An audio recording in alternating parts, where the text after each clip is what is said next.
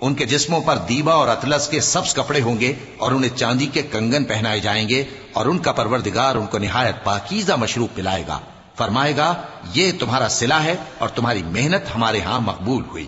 اے نبی صلی اللہ علیہ وآلہ وسلم، ہم نے تم پر قرآن بتدریج نازل کیا ہے، تو اپنے پروردگار کے فیصلے کے لیے انتظار کیے رہو، اور ان لوگوں میں سے کسی بدعمل اور ناشکرے کا کہا نہ ماننا، اور صبح و شام اپنے پروردگار کا نام لیتے رہو، اور رات کو بڑی دیر تک اس کے آگے سجدے کرو اور اس کی پاکی بیان کرتے رہو۔ یہ لوگ دنیا کو دوست رکھتے ہیں اور قیامت کے بھاری دن کو پس پشت چھوڑے دیتے ہیں۔ ہم نے ان کو پیدا کیا اور ان کے جوڑ جوڑ کو مضبوط بنایا، اور اگر ہم چاہیں تو ان کے بدلے انہی کی طرح اور لوگ لے آئیں۔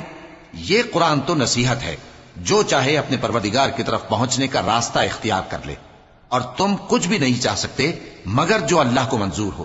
بے شک اللہ جاننے والا ہے، حکمت والا ہے۔